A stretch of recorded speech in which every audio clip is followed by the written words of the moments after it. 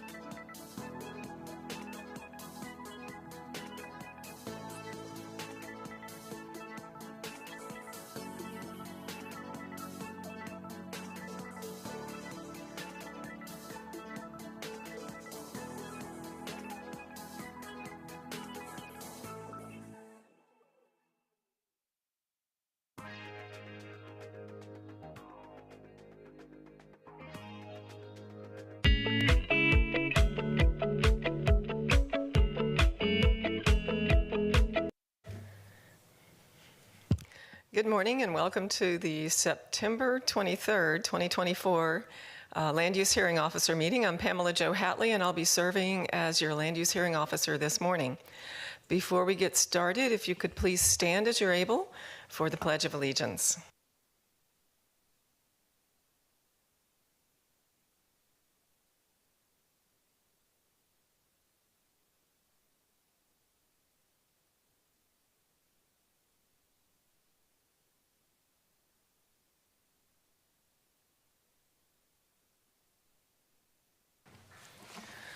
All right, thank you so much. Again, I'm Pamela Jo Hatley, and I'll be serving as your Land Use Hearing Officer this morning. I would like to introduce, first of all, Ms. Colleen Marshall from the Hillsborough County Development Services Department. Ms. Marshall will introduce staff and any agenda changes, and also continuances that are published. Good morning, Colleen Marshall, Development Services. To my right is Carmen Mason of Development Services staff, and to my left is Mary Dorman of the Hillsborough County County Attorney's Office. During the course of the hearing, a number of other staff planners will be presenting their findings for various cases and will be introduced for each item. With no changes to the published agenda, I do have a few continuances and withdrawals. Item A1, the applicant is harvest time, item A1, special use 240625, the applicant is Harvest Time of Tampa Incorporated. This application is out of order to be heard and being continued to the November 20th, 2024 Land Use Hearing Officer hearing.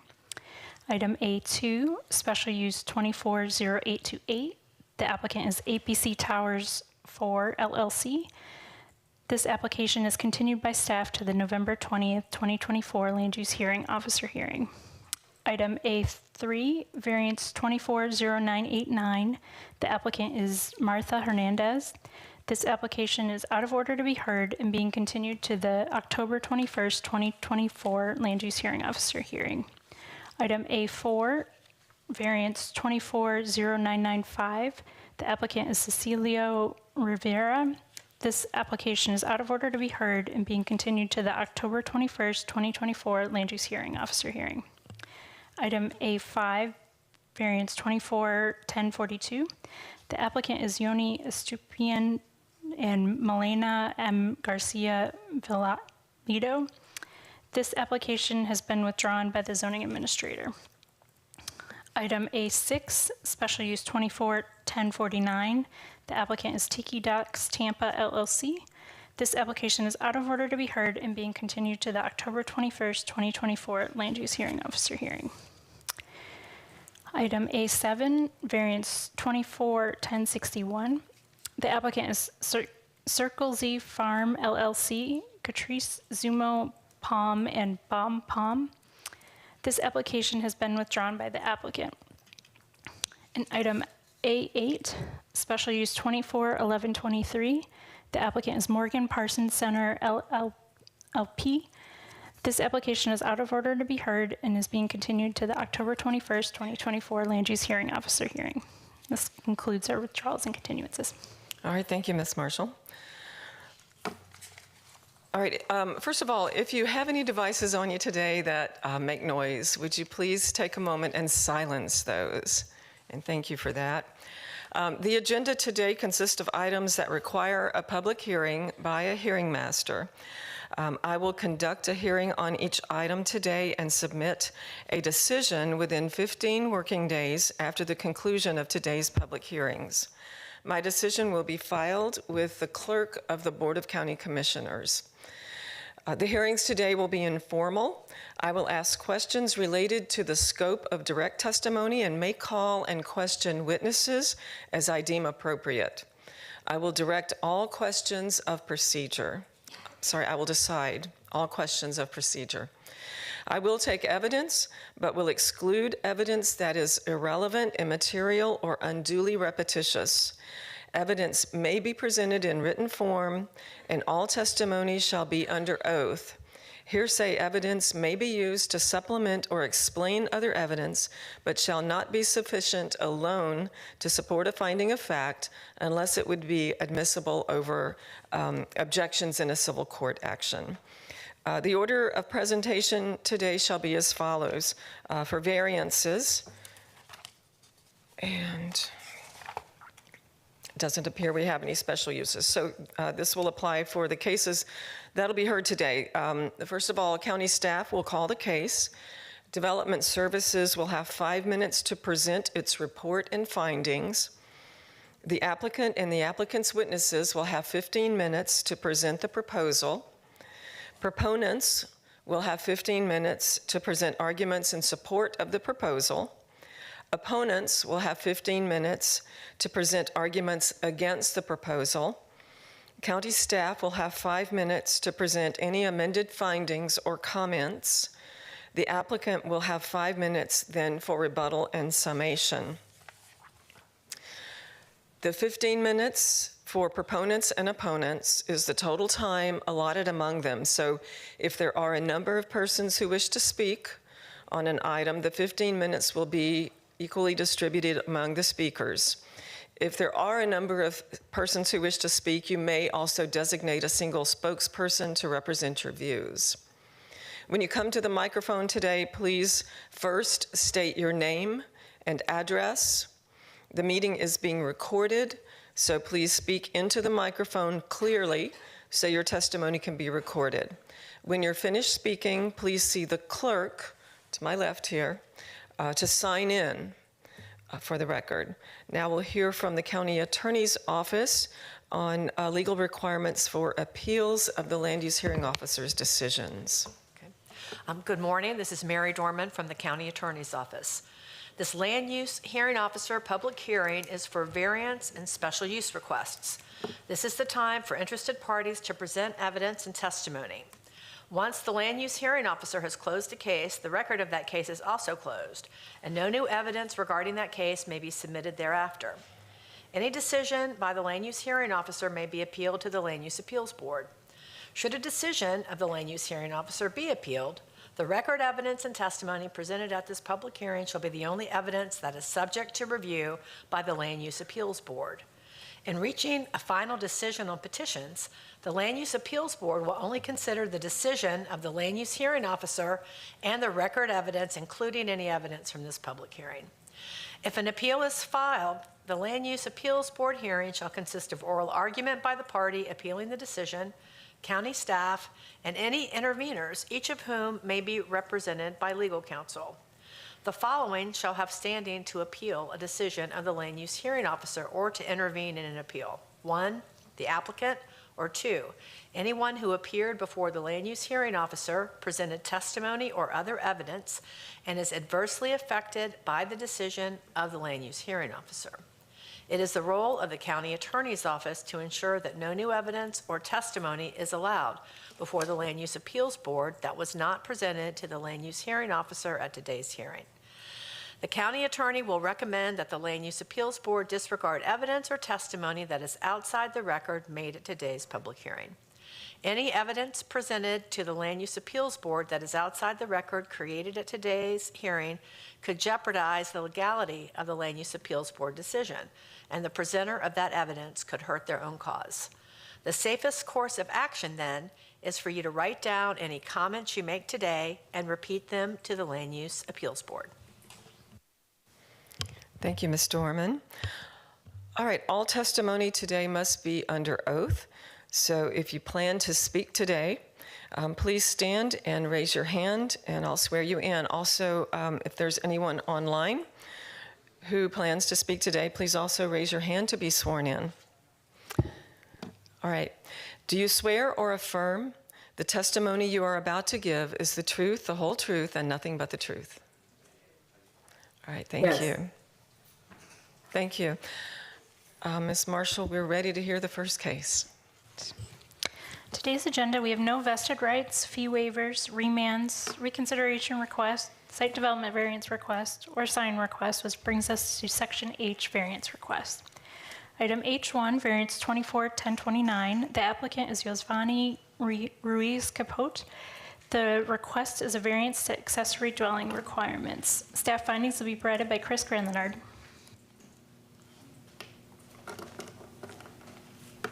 Good morning. Good morning. Chris Granlenard.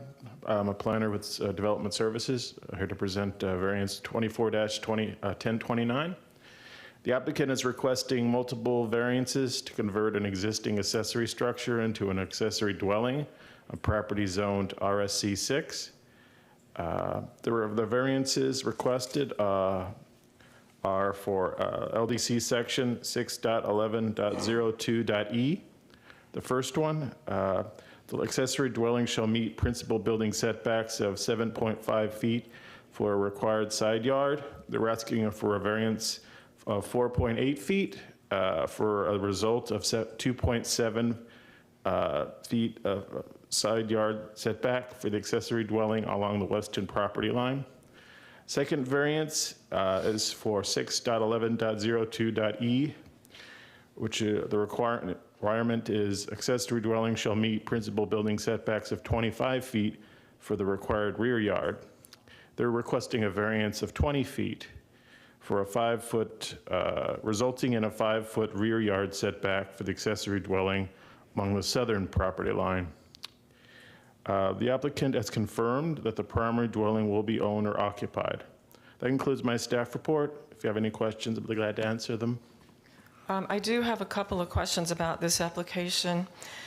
First of all, it appears there was a building permit in 2023 that approved plans for an attached accessory dwelling on this lot. Attached. Did staff look at that? Is staff aware of that? I wasn't aware of the attached one. All right. It's building permit 23-00435527. And I did look at the plans that were submitted under that permit, and it was for an attached accessory dwelling. They basically, the plans showed the single-family home there being split into a small dwelling unit with a kitchen and a bath, in addition to the primary dwelling area. But I'll ask the applicant Yeah, about the that. applicant would be able to. And meanwhile, during the hearing, if staff wants to take a look at that and advise me, that would be helpful. Also, just a question about the primary dwelling being owner-occupied. There's, I did see under this property owner's name another property that has a homestead exemption. And also, there's a Sunbiz record of a business owned by this property owner or a person with the same name with an address of that homesteaded property. So I guess my question is, how does the county confirm and basically, I guess, enforce that requirement that the primary dwelling be owner-occupied? It's usually, okay, Colleen. Okay, Colleen, Ms. my Marshall, colleague. thank you. Typically, at the time of the building permit, the building review staff ask for verification, and that can either be through homesteading or they have to prove in another manner. Okay. All right. Thank you. That's all the questions I had about Okay, thank you. for staff. Thank you. All right, applicant, please. Thank you. Good morning, Hearing Officer Todd Pressman, 200 2nd Avenue South, number 451 in St. Petersburg. Let me begin by saying that it looks like you've done more deeper research than anyone here, but I was asking a couple questions to be able to answer your questions. If I may walk you through the PowerPoint first and show you what's proposed and address the variance, if I may. Move forward with that. Yes, please. Thank So you. this is variance 24-1029, which, as Ms. Grenlin has said, are two setback variances. What's occurring here is a conversion of existing garage to an accessory dwelling. We're located in somewhat mid-Tampa, between North Armenia and Sly Avenue. This is as the property appraiser has the home. You can see the existing home. The other structure to be converted is under the trees. Can't see it at the moment. The current property is composed of two separate lots, 18 and 19. Original home was built in 1963. So looking at the survey, the item of subject under the variances is highlighted in yellow, which is shown as storage on this survey. And the existing residential home is located in the center of the lot. So the generating issue here is the conversion of the accessory structure to an accessory dwelling. So same footprint as existing, same location as existing, same setbacks as existing, same height. The only change is the interior use of that structure. So as indicated, the variance requested is one for a side setback and the other is for the rear setback. To make you a little bit more familiar with the site, this is the residential home from the street. This is the structure as shown on the survey in the rear. and that's its orientation to the residential structure. This is looking from the side of the property. This is just one picture from the interior of the particular unit. They do have a new plan that's put together, which would allow for additional parking, so parking doesn't become a difficulty on the street. There is a lot of parking in the driveway. It's a pretty long driveway. Quite a number of cars can fit there, but just be sure there's no additional impacts on parking. They are planning on adding additional parking. We do have the support of a neighbor directly abutting to the rear. There's also, I do want to mention, there is also in the record with the county about concerns about police calls for different reasons. I did pull the police report, but I didn't see anything in that record. Looking at the specific variances, when you look at item number 1, alleged hardships, practical difficulties, unique and singular, the issue here as we see it is the fixed and existing accessory structure that meets today's requirement setbacks. On the other hand, the code requires greater setbacks for accessory dwellings. The code doesn't recognize the situation before you today, which is the conversion of accessory structure into an accessory dwelling. That really is not taken into account or addressed at all by the code. So there is a practical difficulty, and I think that's a critical word here, practical difficulty under criteria number 1 in regard to the locational aspects of the existing home and the existing accessory structure and the inability or non-recognition by the code for that scenario. Because nothing's changing here except interior. Everything else remains exactly the same. On criteria 2, when you look at the literal requirements of the code depriving the rights commonly enjoyed by others, the code obviously allows and permits accessory dwellings, but at different setbacks than accessory structures. This would allow the homeowner to use a right that is commonly expressed and used by others to house and provide the shelter for the family members. And the Ruiz family is here if you all want to stand up for a moment.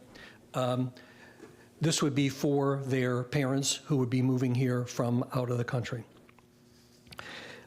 Criteria number 3 is the variance being allowed will not substantially interfere with or injure the rights of others whose property would be affected. Well, the purpose of the accessory dwelling setback versus accessory structure, we feel, bears no differing real impacts than what is present at the site today. Again, the changes are interior, not exterior. Hypothetically, literally lifting up and moving the existing structure 20 feet, which couldn't be done anyway, 20 feet further towards the residential home and 4.8 feet further from the side is no reduction in impacts or change of the scenario situation on the site as we see it. A structure is a structure is a structure. If it looks like a duck, quacks like a duck, it's a duck. So it's the same structure in this specific scenario, of which is the same footprint, same height, same dimensions, etc. Explain how the variance is in harmony with and serves the general intent of the code. The code obviously allows accessory dwellings. That is the sole intent and desire of the family. Allowing the existing structure to serve as an accessory dwelling is in harmony and intent with the LDC and comp plan because it clearly allows it under code in many situations. Obviously, this is a use that we find throughout the county. Item number 5 is explain the situation sought to be relieved by the variance and not result by a legal act or result. Well, on the surface, it might appear that the family is creating a self-imposed hardship by the conversion of an interior activity use. But the fact of the matter is that while locational circumstances will remain exactly the same on the property, we feel there's an inability to address and recognize the locational aspects of a conversion that is, in a sense, the same existing structure. In a sense, almost non-conforming. Yet at the same time, not a single molecule is changing on the site other than interior changes. It comes back to the point of criteria number 1, practical difficulty. And we believe that is a practical difficulty and meets those criteria. Number 6 criteria is very important because number 6 weighs heavily on this variance that results in substantial justice being done, considering the public benefits and the individual hardships, practical difficulties that will be suffered by the failure to grant the variance, which is a common and allowable use for an accessory dwelling on properties throughout Hillsborough County. So again, we feel that substantial justice can be accomplished, ties into practical criteria number 1. What is to be gained by a further 20 foot to the front and 4.8 further side setback for an accessory structure that's existing to provide shelter for their family members? We see that as nothing really to be gained. The public benefit is designed as an allowable accessory housing for family members as families belong together, particularly in a strong Hispanic culture. So with that, we appreciate your attention and consideration. All right, Mr. Pressman is the property owner here. Yes. All right, I would like to have them come to the speaker stand, please. I have questions for them. So I'm calling them as a witness. I'm sorry, what's that? I'm calling the property owner. Proper owner is me. Oh, sorry, my English is not pretty well. Can you help me with translating? Well, my sister. we have a little language issues. Ariel, could you help? Sorry, my English is pretty bad. Okay, thank you. are the property owner, correct? Yeah, I am the property. So the gentleman is the property owner I'm his sister. and his sister. Okay, please, gentlemen, please step to the microphone and state your name and address. My name is Josvani Ruiz Capote, and my address is 291A West Fern Street. Thank you. And then the person with you, please, ma'am, step forward, and I need your name and address. My name is Josari Gonzalez, and my street address is 4936 Headland Hills Avenue, 33625. All right, thank you. Mr. Capote,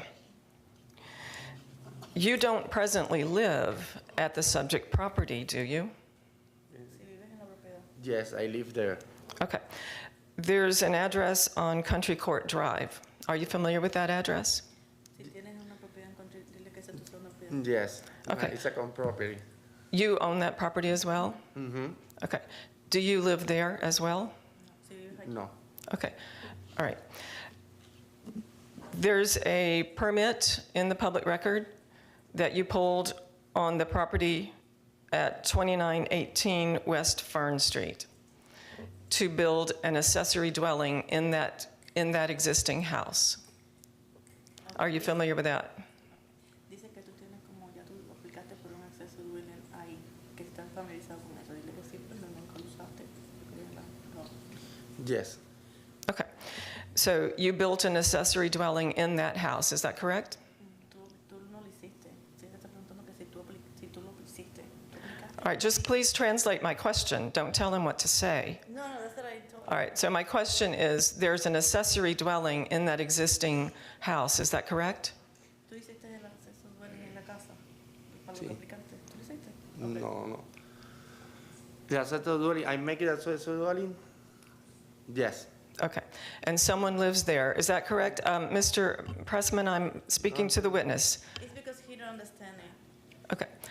There's someone living in that accessory dwelling now, is that correct? Just that question. No, it's empty. Si alguien viviendo ahí, it's Okay, empty. it's empty, but it exists, correct? Pero existe. Existe, sí. Okay, No. and there's, I'm asking No, the it's witness. open, complete. Oh my God, he don't understand. Okay, I'm sorry. Oh, okay. We make. Can I talk?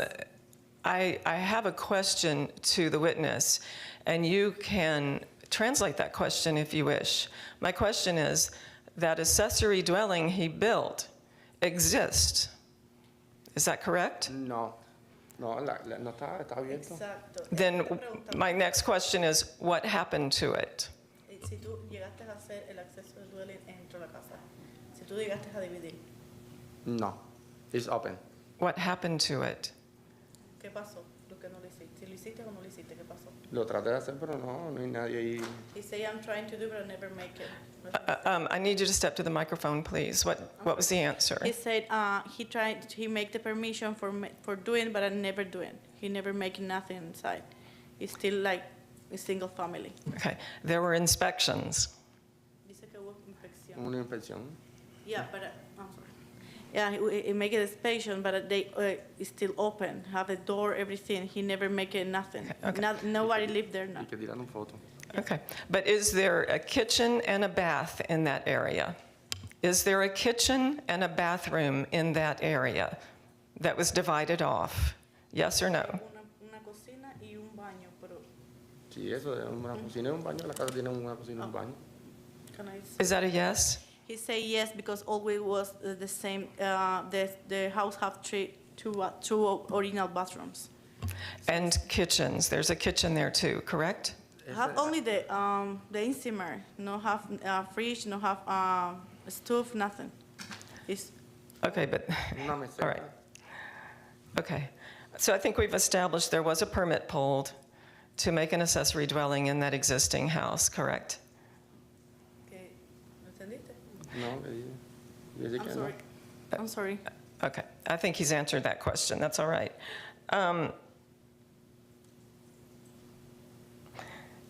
Okay. I think that's all the questions I have for the property owner right now. Thank you. Did you build the accessory? Mr. Pressman? Yes or no? Yes. Nada. Mr. Pressman, have you been in the house? I've been at the house, I've not been in the house. Okay. All right. I have this one photo that shows the rear of the home. Well, I do have a question about that because it's clear from the rear of the home, and I believe your aerial photo showed this as well, that the backyard is divided. Yep. And there was a back door added onto that area that was permitted to be an accessory dwelling, an attached accessory dwelling. So there was a back door added to that area. And it appears the backyard is divided so that that area can function as an accessory dwelling area. I understand, we're trying to figure this out. I'm wondering, looking at those building plans for the accessory structure, it was added to the rear of the home? No, it was a division inside the home from the plans. I see, I've not been in the home, no. Okay. Again, unfortunately, you appear have done deeper research than us Okay. and myself. Okay. So I had no idea that there was. Okay, I understand. Thank Yeah. you. Thank you.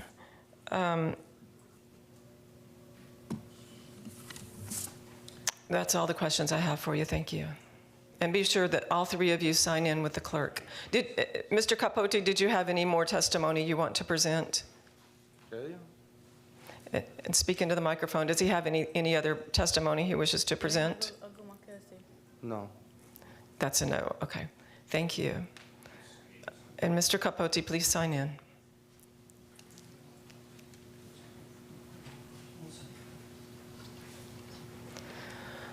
All right. Is there anyone here or online who wishes to speak in support of this application?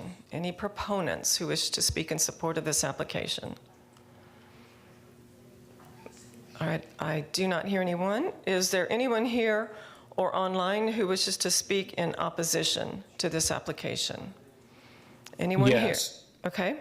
Please state your name and address and proceed with your testimony. We do need your screen. We need to see you. My apologies, my camera has stopped working, so am I able to do this via audio? Can you get your camera working? Yeah, I've tried several times. It's not. I'm working off of an old HP laptop, so I'm not sure what the issue is. Can you call back in maybe with your cell phone and use that as a camera? Let me try and see if that will work. Okay. We'll go on. Is it impossible for me to give an audio? I'll ask the county attorney's office. I'm not sure about that. All right, I'll wait. They need to be on video as well. Okay. All right, sir. I'm sorry. You need to be on video as well. So please try to get that fixed. And Let me do that, and I'll try to be right back with you. Thank you. All right. Thank you. Is there anyone else online or present here who wishes to speak in opposition to this application?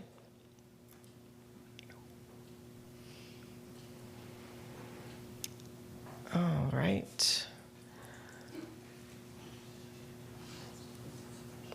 All right. Well, while we're waiting on the witness or the public testimony to see if it's going to happen, did staff have anything further, particularly on that building permit? Sure. looking at that building permit, it was indicated as an as-built remodeling for a new accessory dwelling, interior alteration, an existing detached garage to livable accessory structure. On the building permit, the accessory structure was shown as a new entertainment area at the time. And then the interior remodel to the building included a new kitchen, as well as an interior partition to split that into two. Looking at the inspections, it was indicated it was,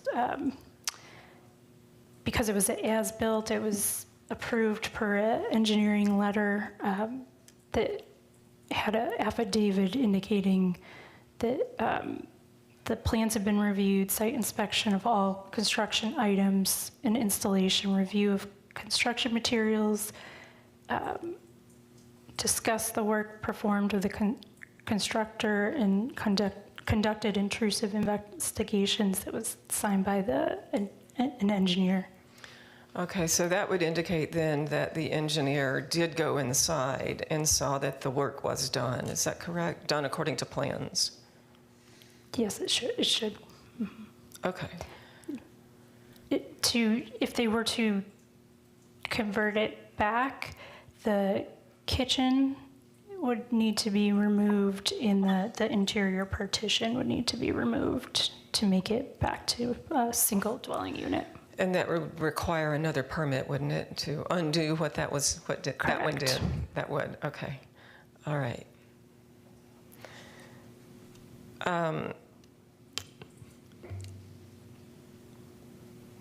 All right, so do we have that speaker, that online speaker, are they back yet?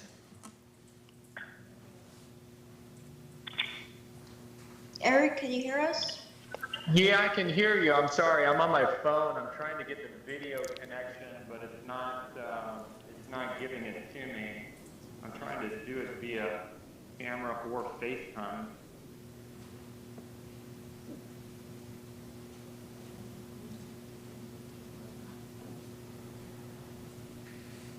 Madam Chair, is it okay if I call him on the side and maybe we can come back to him? Yes, please, please do that, and we'll wait a minute or two. Okay. Yeah, you have my number there? Yes. Okay, yeah, if you would, please. Yep, thank you. Bye-bye.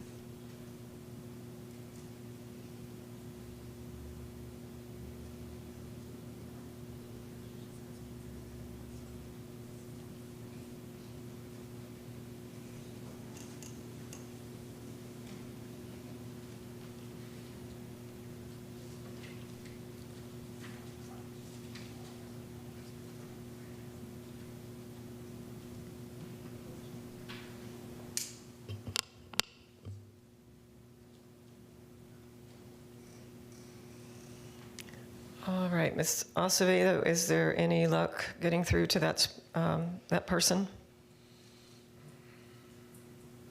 Hi, Madam Chair. I'm on the phone with them right now. All right, thank you. We'll wait another minute or two.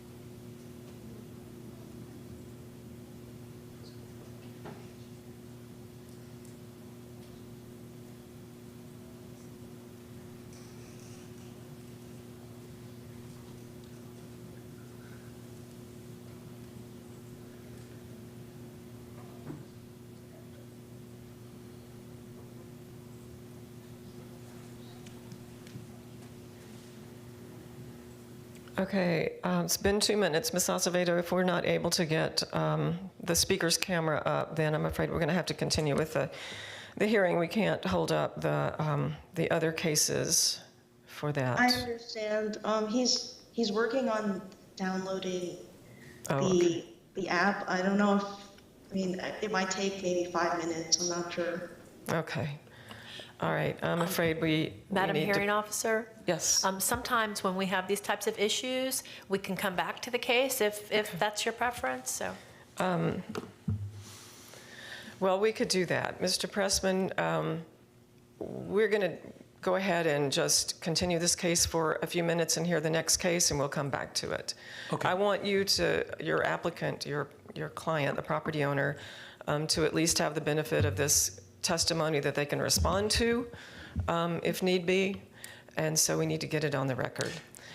Of course, fine. If I may, just one quick item. I'm realizing as I review my PowerPoint that I pulled the record from Tampa Police, not Hillsborough County.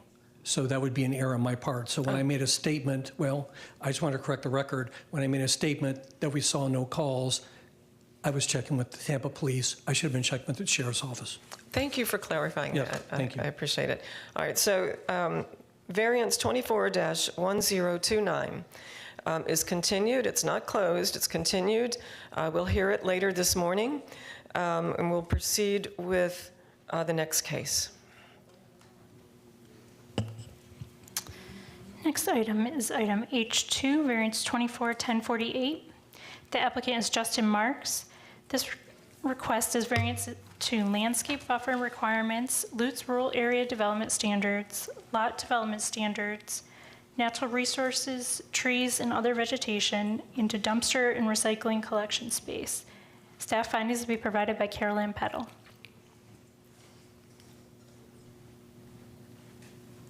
Good morning. Carolyn Peddle, Development Services, variance 24-1048. Again, the applicant is requesting variances to landscape buffer requirements, Lutz Rural Development Standards, lot development standards, and dumpster and recycling collection spaces. So per section 30906A2, the roof of all non-residential building shall have a minimum pitch of 312 and a maximum pitch of 812. The applicant requested variance to eliminate the requirement to allow the existing building to remain without roof modifications. Per 30906A3, all non-residential buildings shall be externally clad with brick, stone, stucco, wood slats, or vinyl slats siding. The applicant requests to eliminate the requirement to allow the building to remain without modifications to the existing exterior cladding. Per 30906A4, all non-residential buildings shall incorporate the building features shown in Table 30901. For each architectural element listed, at least one of the specified design features shall be utilized. The applicant requests to eliminate the requirement to allow the existing building to remain without modifications to the architectural elements. Per Section 30906B2, fences and walls in commercial and office districts shall comply to the provisions of Section 6 of the Code. However, design and materials shall be limited to the following: split rail, free board, four board, horse wire with single board, or other natural wood fencing, with a minimum spacing of 4 feet between posts and 12 inches between spanning members. The applicant requests to eliminate the requirement to allow for a solid wood fence along the north, south, and east property lines without the 12-inch spanning members. Per Section 30906C, in conjunction with 7030A2, all signs shall comply with the limitations and provisions of Section 7 of this code. Additionally, the limitations and provisions shall apply to all uses as required by LDC Section 30906C 1 through 4. Maximum sign area: each premises shall be permitted to display building signs. The limited aggregate sign area, which shall not exceed 1 1/4 square foot for each linear foot of building frontage facing a public street or parking lot, but in no event more than 200 square feet. For each unit not facing a public street or parking lot, the aggregate sign area shall not exceed 1 1/4 square feet for each linear foot of the unit's 1 foot frontage. But in no event shall be more than 200 square feet of aggregate area. The southern facing frontage is 30 feet, which allows for 37.25 square feet of sign area, and the western building frontage is 61 feet, allowing for 76.25 square feet. So the applicant requests a variance of 104.15 square feet to allow for 141.4 square feet for the sign under the overhang and the mural facing the southern property line. And then they request a variance for 36.58 square feet to allow for a sign area of 113.1 square feet for a mural facing the western property line.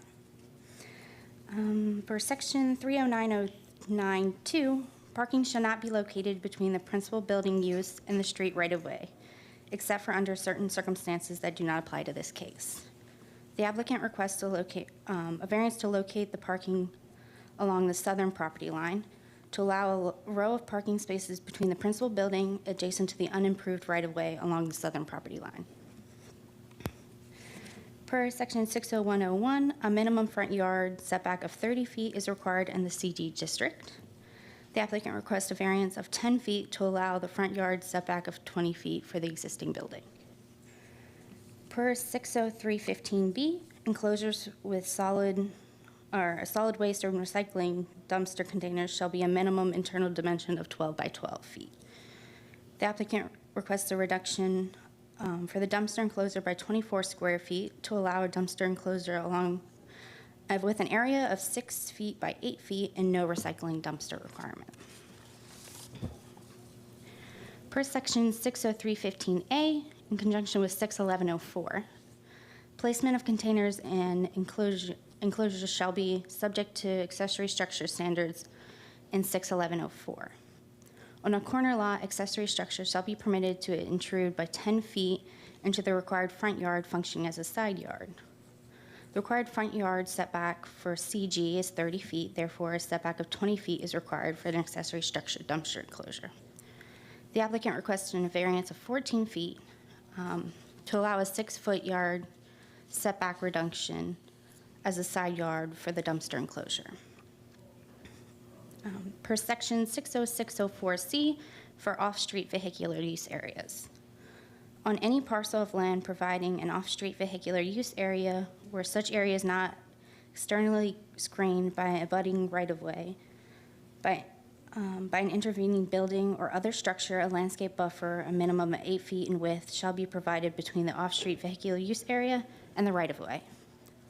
The applicant requests variances to eliminate the buffer, the 8-foot required buffer along the northern, western, and southern property lines. To allow for an unrestricted area between the off-street parking use area and the right-of-way along the northern, western, and southern property lines to meet parking needs.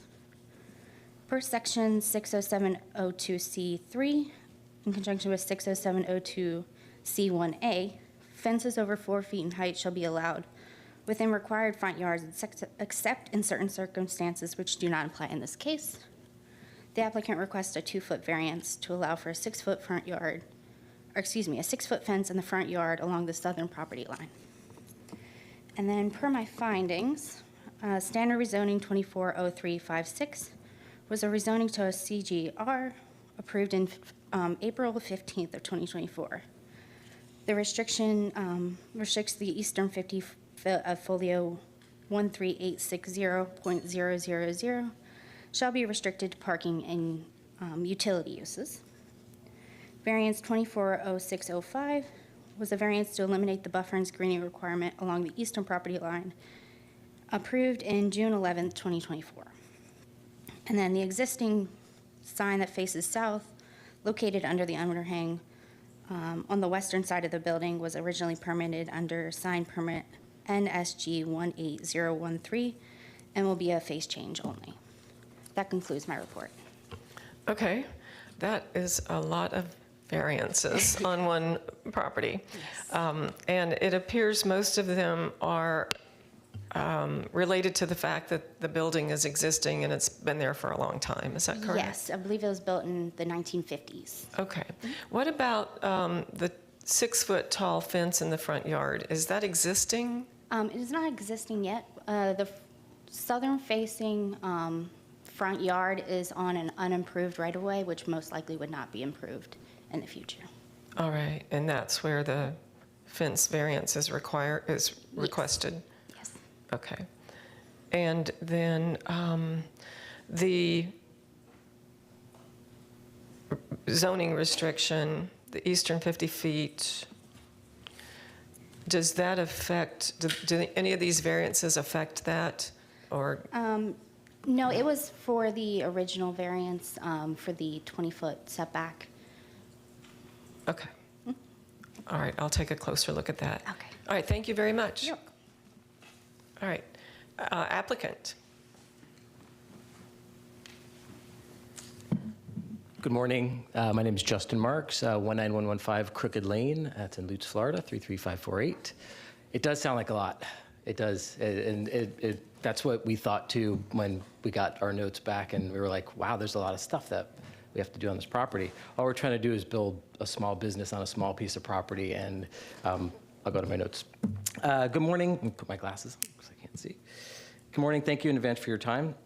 My wife and I purchased this property in January. I thought, wow, what a great spot to open a country store and cafe. There's nothing here. We'd love to shop at one, and it'd be great to show our kids and the community that businesses exist outside of strip malls. So why not make one?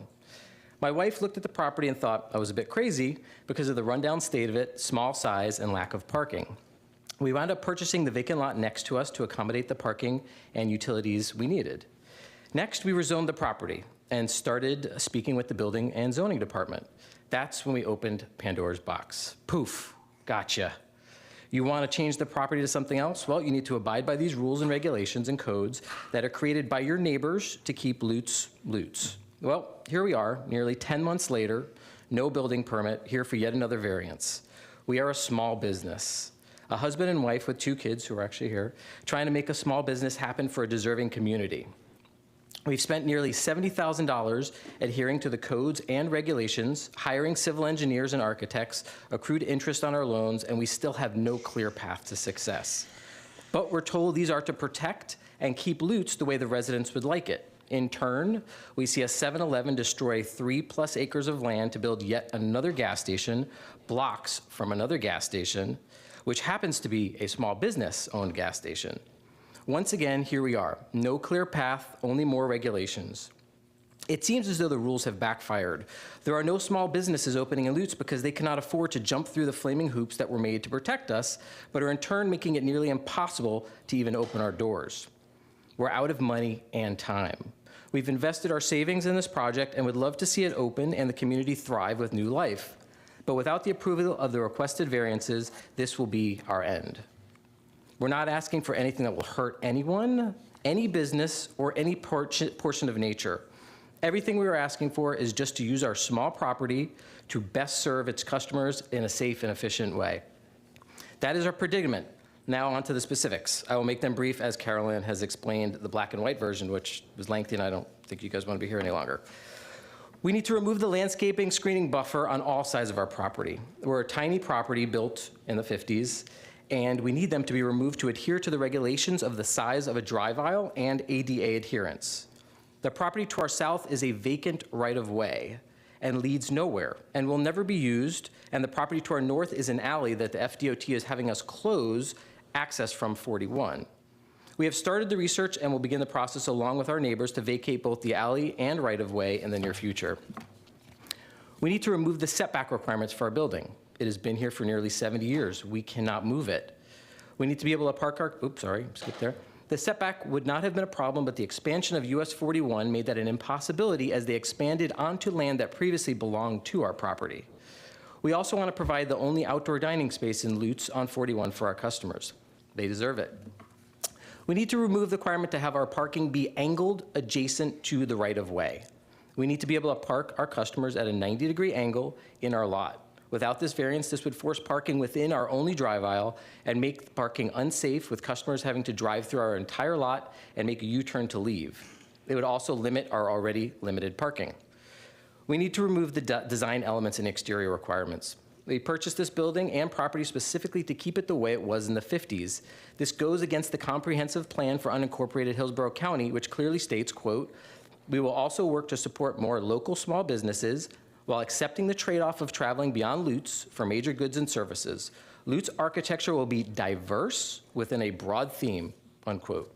Thus requiring a building built in the 50s to adapt to a visual theme by the LDC will destroy the history of the building and in turn the history of Lutz, as it does not take into account the history, age, or size of any property.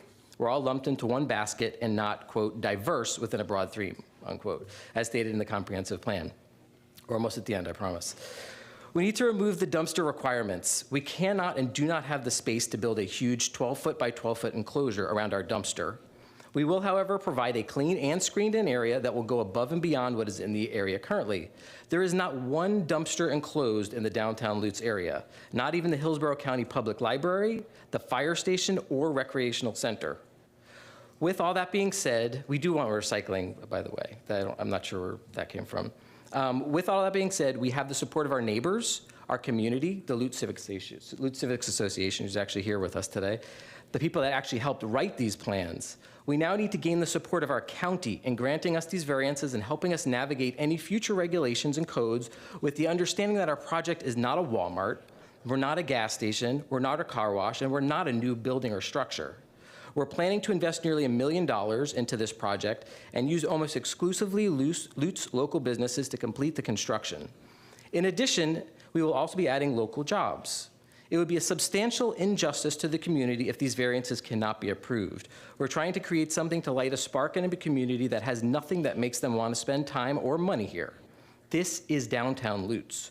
If these black and white regulations create unrealistic requirements, this area will be overrun by big businesses, as they will be the only ones that can adhere to them with their limitless time and money.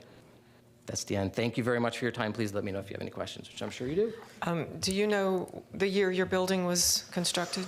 Oh gosh, I should know that. Okay, I think it's 70, almost 70 years old, so whatever that math would be. So. That's fine.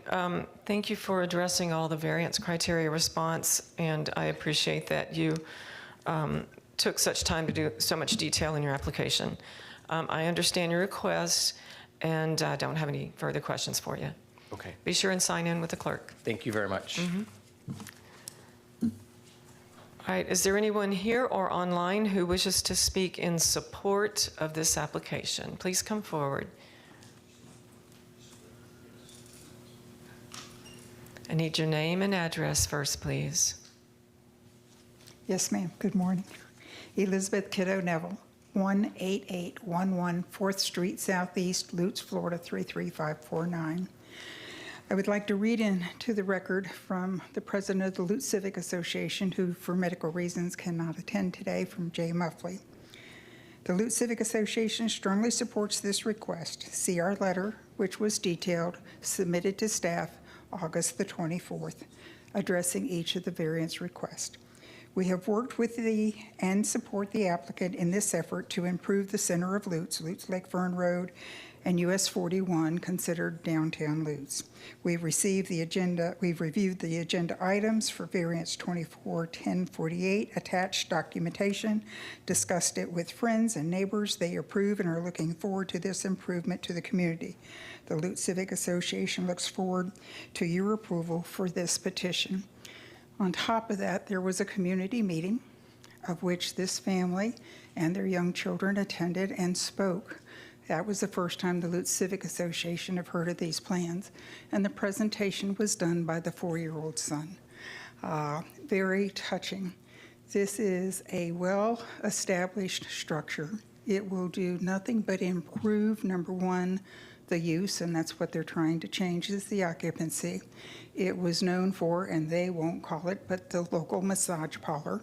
And to change that to a Lutz country store that is family friendly is a delight and encouragement for the striving downtown Lutz area, which has 15 to 20 family-owned small businesses in very old structures that do not conform to the multi-million-dollar 7-Elevens, Walgreens type strip malls.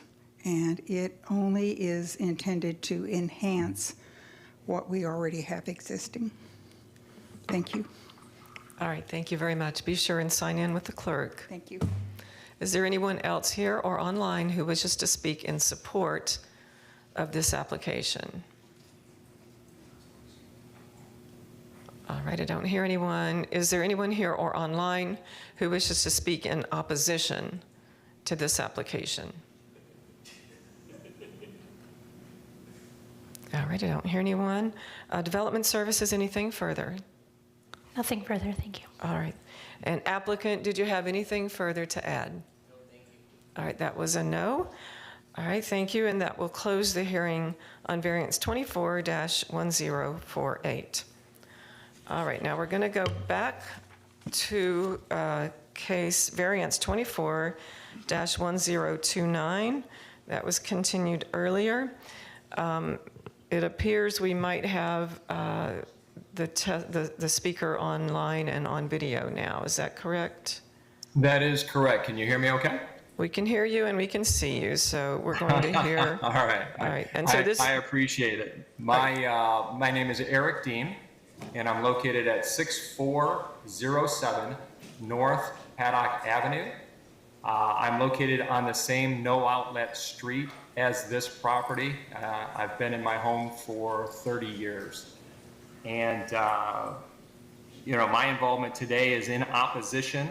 So I'm opposing and objecting to the variance that Mr. Capote is requesting for all the reasons included in Frank and Joanna Guida's written statement. They are the next door neighbors to this property.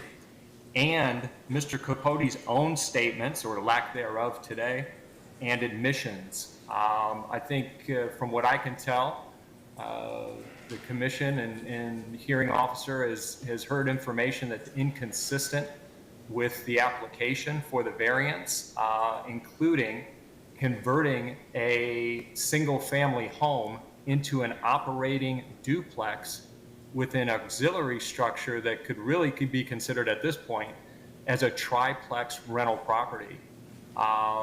This is not consistent at all with the Land Development Code or the comprehensive plan. and it's inconsistent with the zoning for this area. The zoning for this area is RSC 6, which is residential, single-family, conventional, 6 units per acre, and we've got single-family homes on this block, approximately 35.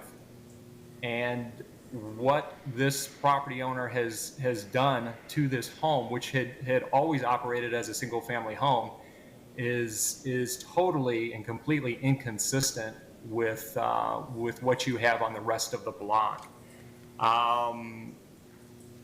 The statements that have been made, including, and I'm just going to start with the variance criteria response. Number 1, Mr. Capote states, I plan to convert an existing auxiliary structure into an auxiliary dwelling. A variance is requested to reduce 2 of the structure setbacks and convert it into living space. Since the lot is small, it is not possible to build an accessory dwelling meeting the required setbacks. That's true. It's not currently zoned for or designed for an accessory dwelling. They've chosen to do that and convert what was really a garage, a storage for boats, into a living space. And I believe the hearing officer has noted that this property has been subdivided by fences, plural. Mr. Capote has done the same with another property in Citrus Park. So the intent here was to purchase a single-family home, divide it into multiple units, and use it as a rental property. Item number 2, describe how the initial requirements of the Land Development Code would deprive you of rights commonly enjoyed by other properties in the same district and area under the terms of the LDC. Current LDC requirements, Mr. Capote states, would deprive me from converting my accessory dwelling or structure into an accessory dwelling for my parents to live. This shouldn't even be an issue. Mr. Capote has a single-family home that he could offer to his parents. In fact, he's got 3 properties under his name. So if his parents are so important to him, then I would imagine the renters that he has in all of these other units within these other single-family homes, he would gladly offer to his parents, or maybe not. Number 3, he states, explain how the variance, if allowed, will not substantially interfere with or injure the rights of others whose property would be affected by the allowance of the variance. He states, approval of the variance will not substantially interfere with or injure the rights of my neighbors. The subject structure is screened, etc., 6-foot privacy fence and some trees. Having an accessory dwelling is something typical in, quote, my neighborhood. This has never been Mr. Capote's neighborhood. Mr. Capote does not live in this house, despite his statements. The neighbors all know that he does not live in this house. He homesteads the house in Citrus Park. It's evident as of the record, and I'm assuming Mr. Pressman knows this. As Mr. Pressman had stated, he's not been in this structure either. So that tells me that he's not fully aware of the information that involves the property and the filing of this variance. Number 4, explain how the variance is in harmony with and serves the general intent. Let me go back to number 3 for a minute. Approval of the variance will not substantially interfere with or injure the rights of my neighbors. This property has had 11 calls in 12 months to the Sheriff's Department to report to this property for noise level and for 2 fires. He consistently, through his rental of this property, interrupts 2 of the longest standing tenants in this neighborhood. One that's been here for over 50 years, another that's been here almost 50 years on each side of him. He's completely and utterly interrupted and interfered with their peaceful, normal, comfortable lives. And for both of these families, you've got residents that are in their 70s, late 70s. And, for the rest of us, that's just unacceptable. So, number 4, explain the variance is in harmony with and serves the general intent and purpose of the LDC and comprehensive plan. And then Mr. Capote goes on to state, through his representatives, this variance request is in harmony and serves the general intent and purpose of the LDC and comprehensive plan. I would argue that the variance is in disharmony and does not serve in any way the general intent and purpose of the LDC and the comprehensive plan. You know, what's also offensive is we get folks like this, and we've had others on the block that have pulled these shenanigans. You know, we've got some characters that want to come in, they want to buy these single family homes, convert them to these properties, or turn a structure or a non-structure into an Airbnb for the purpose of generating rental income. Not only do they do that, and it is inconsistent with land use, the setbacks, and the comprehensive plan, but you also have people who are undervaluing these properties by parking countless number of cars in these properties on the front lawn. They don't even use these folks, and I don't know where all of them are coming from, but they're coming from outside of the country. They're parking all of their cars literally in the front lawn. Most of these properties have little or limited grass on them because they've got it truly Sir, looks can I like interrupt a you car just one moment? Would you Yes. please keep your comments directed at this property, this subject am. property under this application, not other I properties? am. So, Thank yeah, you. so with regards to this property, we've seen at given times in the teens of cars parked at this property. And consistently, you have 1 to 2 cars parked at the very left side of this property when you're facing the front door. They come and go through a side gate into the back of the property and through an auxiliary door where they're renting a separate unit. You've talked about the kitchen situation. That's because there's 2 units in that main house. They also do the same on the other side. So, which interrupts, again, the normal flow of traffic and the looks, the aesthetics of the neighborhood. Number 5, explain how the situation sought to be relieved by the variance does not result from an illegal act or result from the actions of the applicant, resulting in a self-imposed hardship. Mr. Capote goes on to say the variance is not a result of an illegal act since I have not converted the accessory structure into an accessory dwelling. But that accessory structure is being used as a rental. I don't know what it looks like inside. The variance request does not result, or excuse me, the variance request does result from an illegal act and actions on the part of the applicant and a self-imposed hardship. He's converted a single-family home into essentially a triplex property. He rents the garage as a separate rental. His parents could have lived in this house, but the owner doesn't live there himself, nor evidently doesn't want his parents to occupy the single-family home, which would be a larger home than the split units. Number 6, explain how the allowing of the variance will result in this, by the way, this was all done by Mr. Capote. He has created this himself by trying to construct a multi-unit rental property in the middle of the night and on the weekends when code enforcement's not around to try to sneak through the work that's being done there and under the nose of the county. Number 6, explain how the allowing of the variance will result in substantial justice being done, considering both the public benefits intended to be secured by the LDC and the individual hardships that will be suffered by a failure to grant a variance. He goes on in his answer to say, denial of the variance will not allow me to offer his parents their home. Again, he has plenty of opportunities to offer his parents a home legally. He is not doing this legally. He is trying to do this behind the drape, under the nose of the community or of the county, and he is foregoing his parents to live in this home for renters' income. So I think it's unacceptable, and honestly, I think that intake, and I've handled variances like this before for new construction. Intake should have seen this immediately. They've got access to Google Earth. They've got access to the pictures of this home and the pictures of the home in Citrus Park to see how it's subdivided.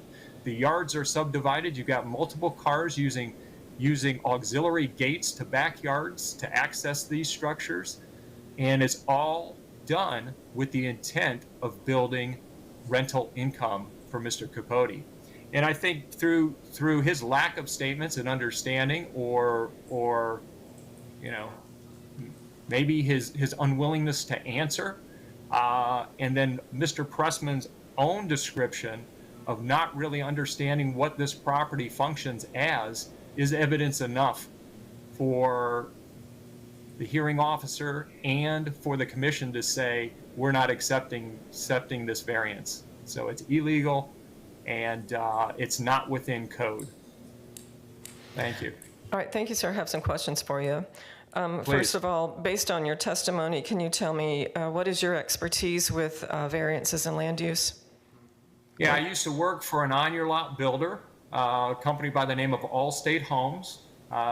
Worked for them for a few years, so I have applied for variances for new construction on the lot for property owners and homeowners. Okay. What evidence do you have of emergency calls to this property? There is a list that you should have received from Frank and Joanna Guida. They submitted a written statement, and there is a list through the Hillsborough County Sheriff's Department of, and let me see if I've got the call date, the time, the report number, whatever you need. I don't need you to do that. If it's in the record, I'll see it. Okay. Okay. Where is your property in relation to the subject property? This is a no outlet street, so it goes around in a circle. I'm on the opposite side of the circle. Okay. Can you see but this? But the problem, and I can say this, on several occasions we've heard the music and the partying so loud from that property, and we're actually on the other side of the circle. Okay, but you can hear it from your property. Yeah. All right, can you see so I would say in distance, I can't, from my front yard, I can't look at their house. I can drive by it daily. Okay, that's fine. Yeah. You put your address in the record. I can see that. Yep. What have you personally seen going on this property? In other words, I want to know, have you been inside these structures? Have you seen people coming and going as if they live in the detached structure in the rear? What have you seen, yourself to support the testimony that the assertions you made about these being existing rental properties? What have you seen? Yes. To answer your question, I have, and we have seen, and multiple neighbors as well, seen persons coming and going through side gates, entry, carrying, groceries, etc., their items, their personal items to and from, both to the right of the property, where the yard is divided. You showed the picture with the garage, and to the left of the property, where there is also a large open side gate, large enough for a large truck to get through, a Tico-sized truck to get through, and a gate as well. So we've seen, yes, people coming and going as if to use those as their accessory dwelling accesses, ingress and egress.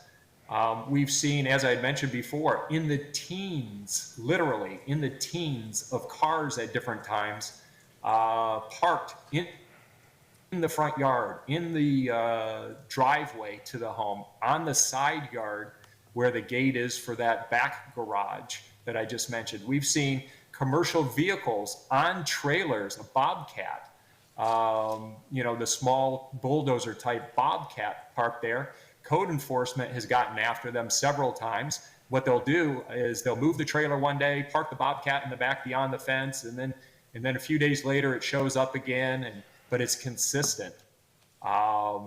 So that they actually had one of the renters evidently had a pit bull. We've got a handicapped gentleman that lives just to the facing the house to the right of the house. He is in his I think he may have just turned 60 years old, and was frightened recently by the pit bull and thought he was going to be attacked. So much so his father went over and talked to them. Okay. All right, we're getting a little off track. My question was just what you have seen personally, and well, I think I'm you've just answered giving you the that. comings and the comings and goings. But the sheriff's department I've seen there. I've seen the fire department there for at least one of the fires. Okay, that's fine. Thank you. I don't have any further questions for you, and I believe your time is up. So, if you have nothing else, we'll move on then back to the applicant. Thank you so much. I appreciate it. All right, yes, sir. Thank you. All right, Mr. Pressman.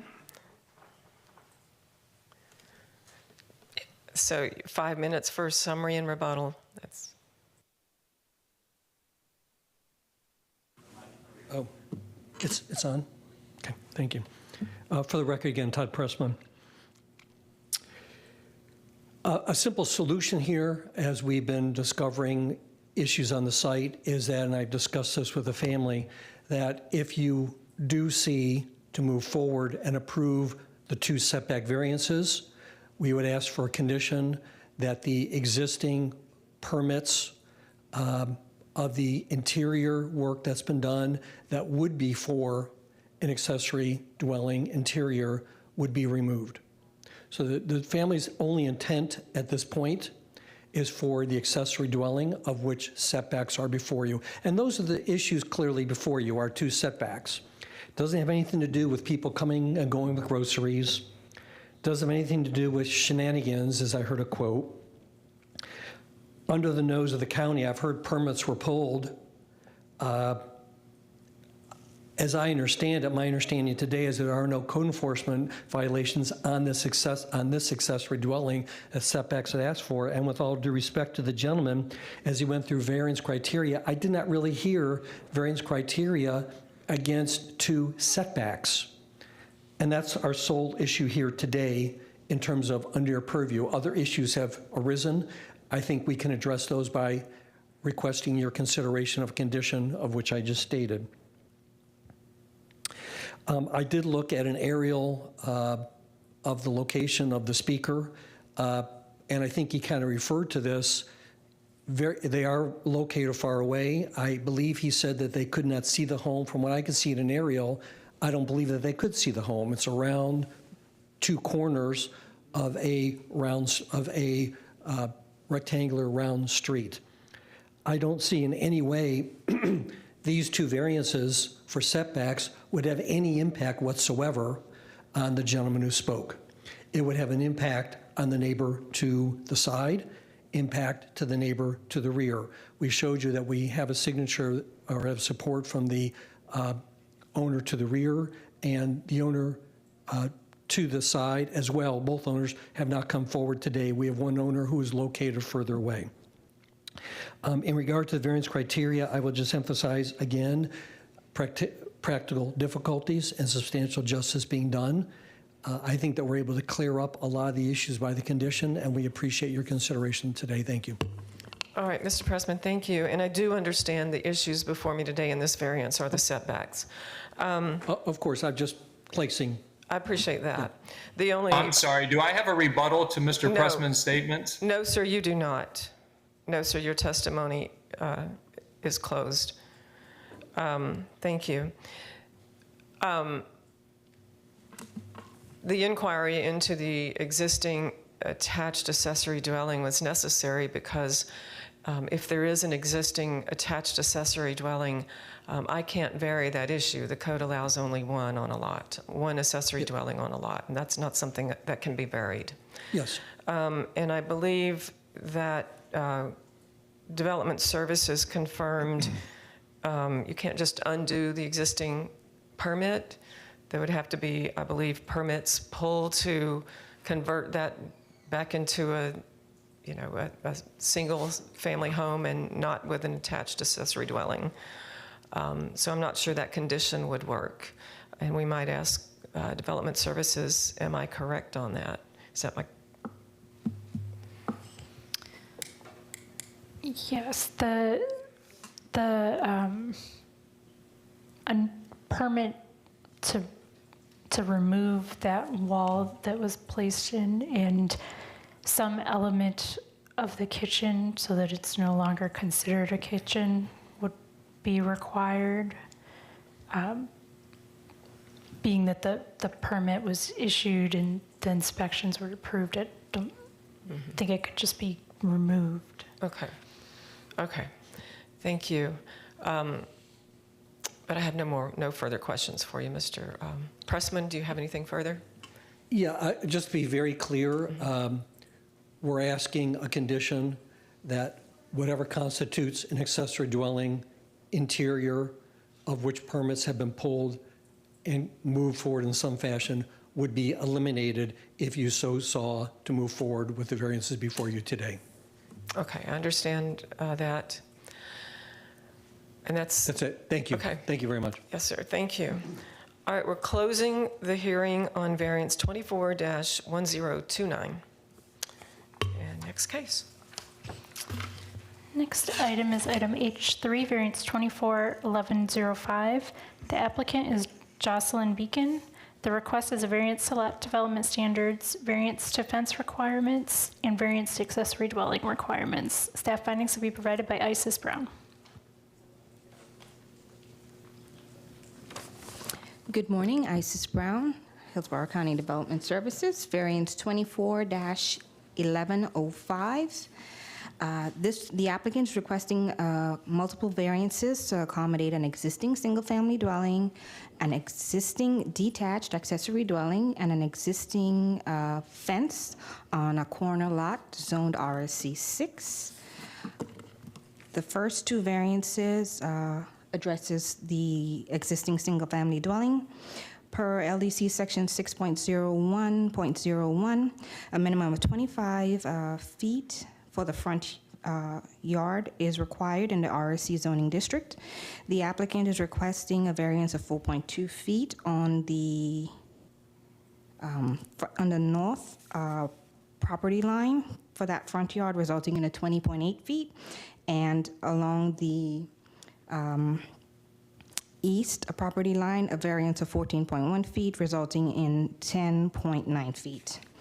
The second two variances will address the accessory dwelling on the southwest corner of the property.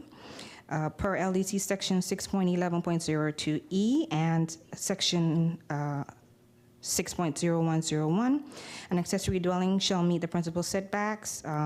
In this case, a 7.5 foot side yard setback is required in the RSC zoning district. The applicant is requesting a 5.4 variance, resulting in a 2.1 foot variance along the west property line, and a 3.5 feet variance resulting in 4 feet along the south property line. The last variance per LDC section 6.0702C.1, a maximum fence height of 4 feet is allowed along the front yard, which in this case would be on the east property line. The applicant is requesting a variance of 2 feet increase to allow an existing 6 foot high fence along the front yard property line along the west side. And is that a front yard that functions as a side yard? Correct, yes, Okay. ma'am. Thank you. I don't know if you needed.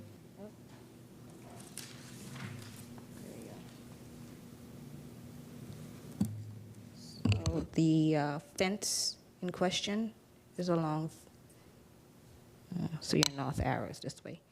So west, and then it would be for the house, be this one, and this one, and then the accessory dwelling, it's this one and this one.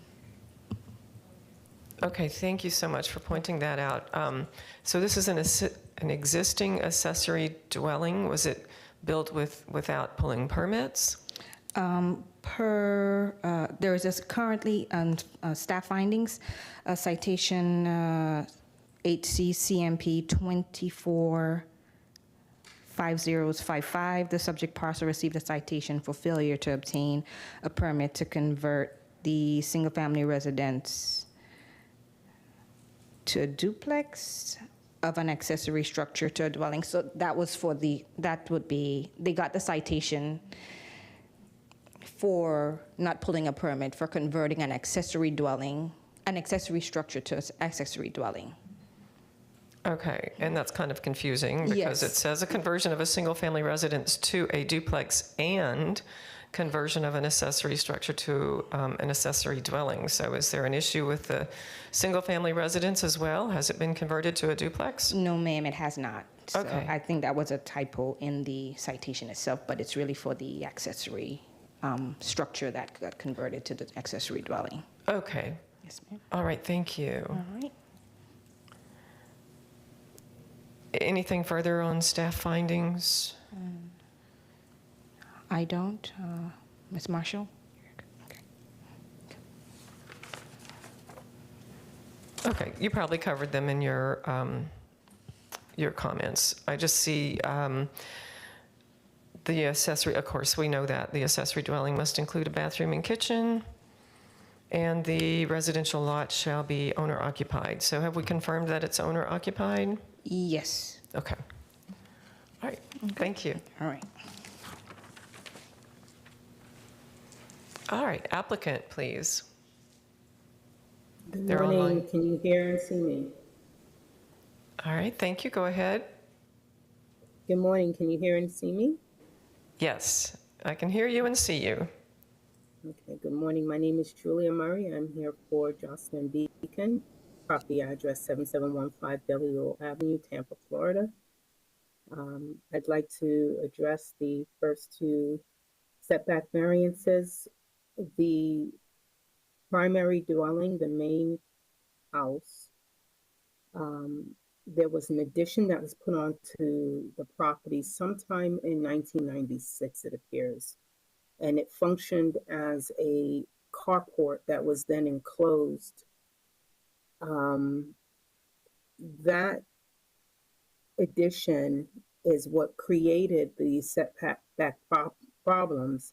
My uncle purchased this property in 2018, and everything that is shown on the topographical survey was already existing. So the addition was in place and had been in place for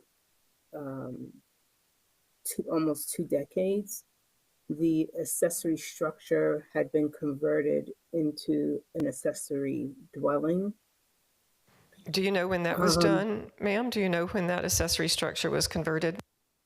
So I look back, we tried to sell this property. My uncle is 93. I just want to give some context. My uncle is now 93, and we tried to sell this property earlier this year. And as part of that process, obtained a municipal lien search, which unveiled a number of code violations going back decades on this property. And it appears that in 2017, under CE 17, just want to give you the code number.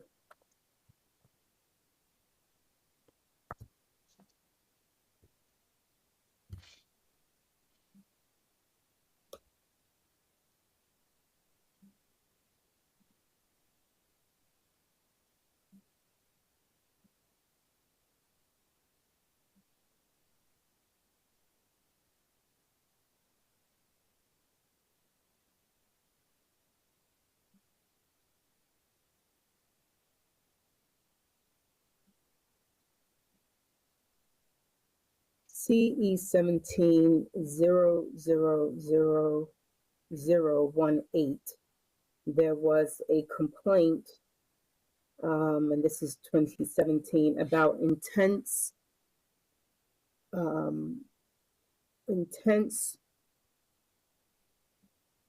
work being done on the garage, which is the accessory dwelling. So I believe At a minimum, it was in 2017. It could have been converted prior to that. But I know that based on the code enforcement records, there was a lot of work being done on that accessory structure in at least 2017 and potentially earlier. The intent here is to actually sell this property. There is no intent to keep the property. We received offers from investors who would likely keep the property as is and rent it. But our desire is to sell this to a family who can use it as a single-family home with an accessory dwelling that a family member can live in. And we really just want to right all the wrongs that have been done at this property at this point and make sure that it is code compliant. All right, and you said that your family member acquired the property in 2018, is that correct? In March of 2018. And yes. when your family owner acquired the property, was that building in the back, that accessory building, was it already used as an accessory dwelling? It already been converted? Yes. Okay. Had there been? And I want to correct something in the record. I can't continue. I need to correct something in the record in good conscience. Okay. The main dwelling was partitioned such that it was able to be rented to two families. I see. However, there was a code enforcement violation after my uncle purchased the property. He just happens to have a female, I don't want to create confusion, he happens to have a female first name, but he's male. And there was a partition that did not have an opening to the main dwelling. And so there was a door that was put in so that now from the main dwelling, you can access the side portion of the property. And so it's open now. It's not partitioned off. Okay, how many, are there two kitchens in the main house? So there are two kitchens. It's not a fully functional kitchen on the eastern side of the property that runs north to south. It's just a sink with some cabinets. There's no stove, there's no fridge. There is a bathroom and there is a shower body. All of that, we have a BLD number, BLD 24-00612220, to remove all of that. All right, let me repeat. Repeat that building permit number, please. Sure. BLD-24-00612220. Thank you. That is to convert that eastern side of the property, which is causing the need for the setback variances, into storage in a laundry area. So the shower body, the sink, the kitchen, all of that would be removed. I just want to note for the record that the contractor is present, Feliciano Construction. So if you want to hear from them, I would yield whatever time I have to them. And that would take care of any violations in the main property, which would not be partitioned. A single family could occupy the whole because there are doors leading from the main to the side, and they would have a place to do laundry and to have storage. That BLD number also seeks permission to demolish the accessory dwelling. However, when we submitted this application,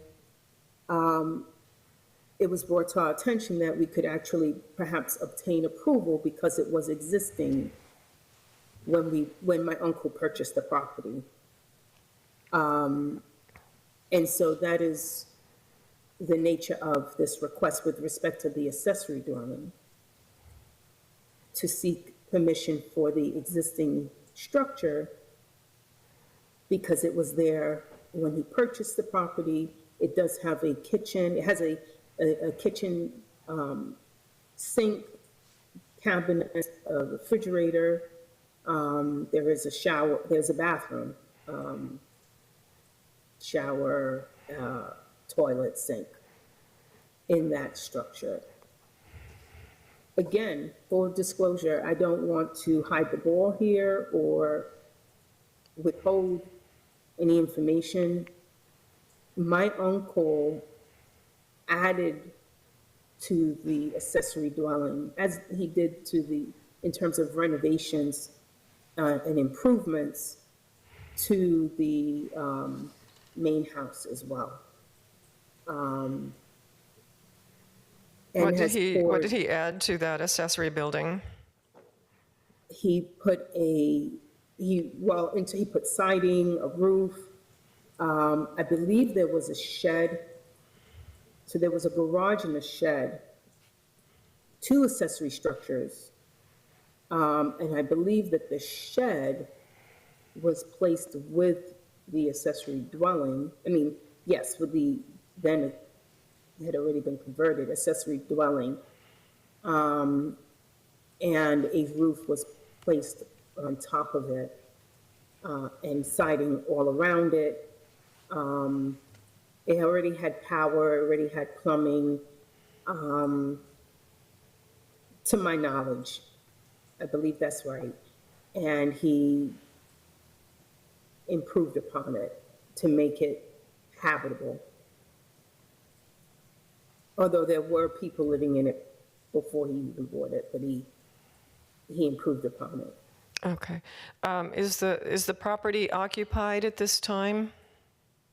No. So when I got involved with this property, and I'll spare the board the details, in November, December, there was someone living in the garage, someone living in the main part of the house, and someone living on the side, on the easterly side. The person living in the garage was related, and they moved. The person living on the easterly side of the property, I gave them notice, and they moved.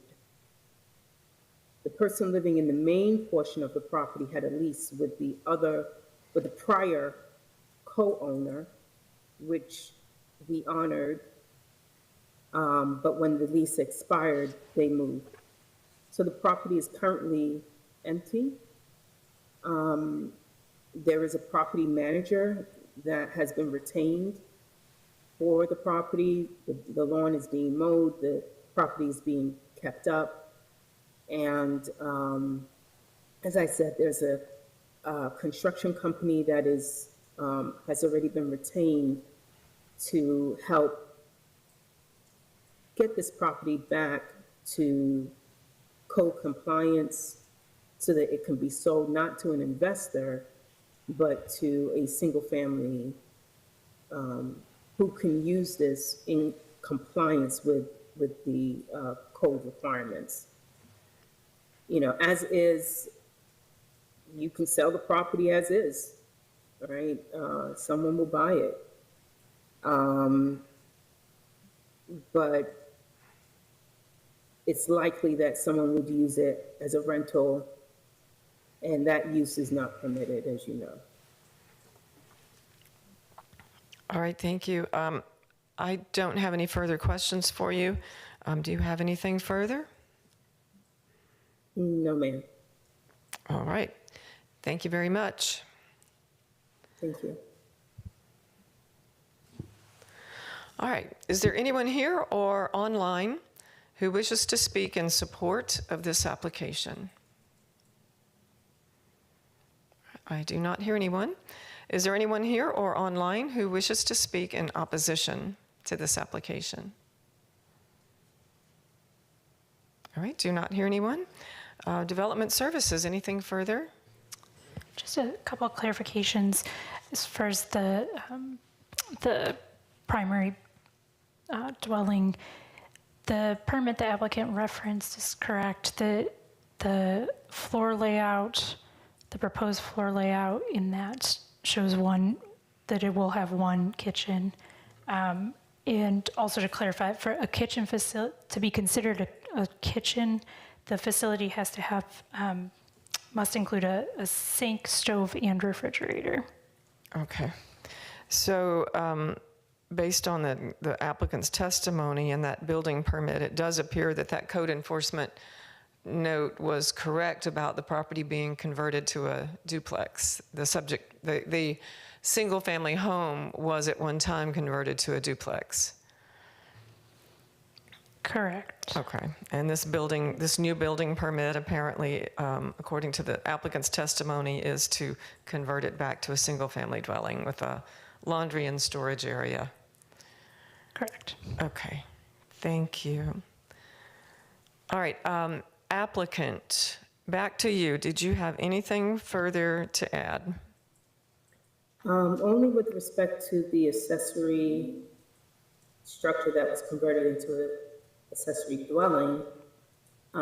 There is as I mentioned, there's a bathroom, there is a kitchen sink, a refrigerator, and as far as a place to cook, it has a space for a electric stove, hot plate, that type of thing.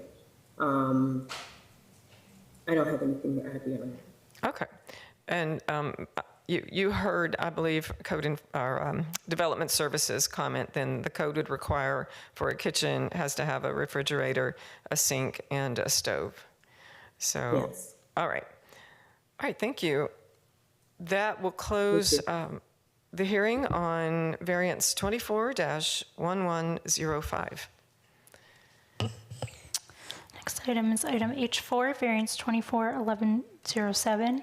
The applicant is Scott D. and Anissa A. Johnson. The request is a variance to lack development standards. Staff findings will be provided by Carolyn Peddle.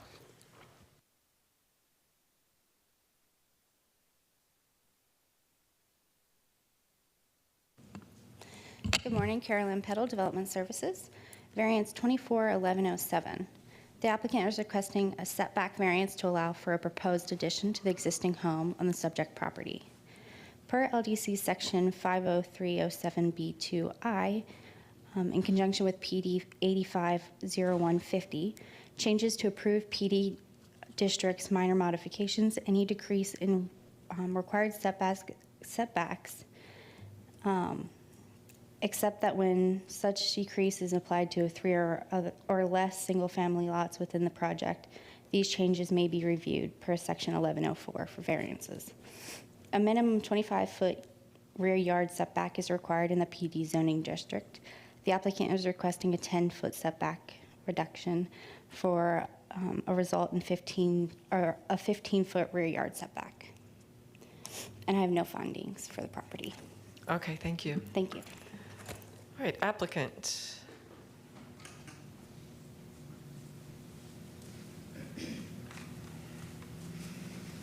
Good morning.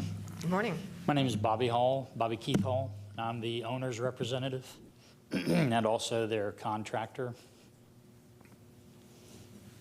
605 Campbell Avenue, Plant City, Florida, 33563. All right. Tell me what you're requesting and what is the hardship? Okay, so Anissa and Scott Johnson, living at 1010 Peachwood.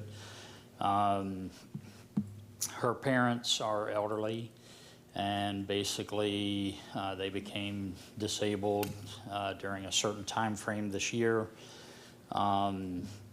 they're not in a position to put them in assisted living, nor is that their desire. They prefer to have them close. Ms. Johnson is their caretaker full-time.